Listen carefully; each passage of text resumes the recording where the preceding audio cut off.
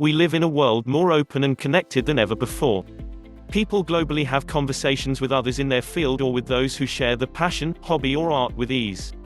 Collaboration on projects and ideas of all types is happening at an unprecedented scale. Communication among smart, active people has never been better.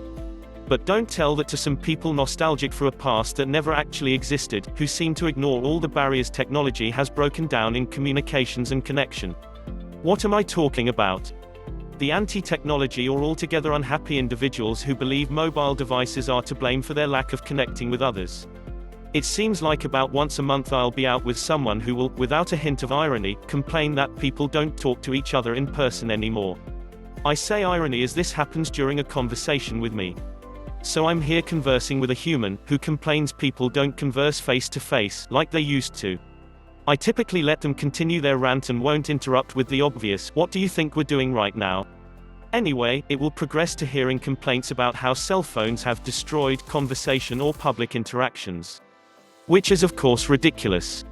Most people that you'd want to spend some of your precious few moments alive conversing with have the self-control to be present and talk with you while being together.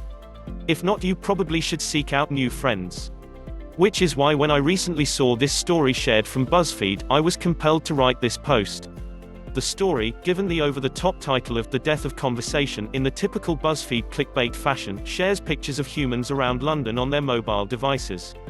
Of course, it doesn't show what they're doing on their devices. They could be reading a novel, studying for an exam, or engaged in some other type of productive task that is subjectively better from a personal development standpoint than a conversation. We don't know, because there is no context to the pictures other than the editorializing by the photographer who has no idea of what is happening in each photo. So we're given images like this, positioned to be negative when again we have no idea what they're up to, what type of day they've had, their past or even their aptitude to be a social, extroverted creature. The story is presented, similarly to the complaining by people I've heard before, as if every human should constantly be actively engaged with the other humans. Because that's a world that existed in the past, before mobile devices like cell phones. Except it's not. People always found ways to consume information on the go, as this picture of commuters reading their newspapers on a train in Philadelphia circa 1955, decades before the invention of that grossly antisocial device, the smartphone, but sure, blame the smartphone. Again, as we have seen before, people throwing all society's issues, such as the completely misguided internet addiction, on symptoms, not causes of problems.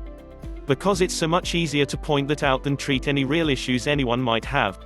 Yet somehow the above zombie-like state is socially acceptable and it's fine for people to throw away huge percentages of their lives here, yet being a part of an active, participatory life and computing on the go should be demonized.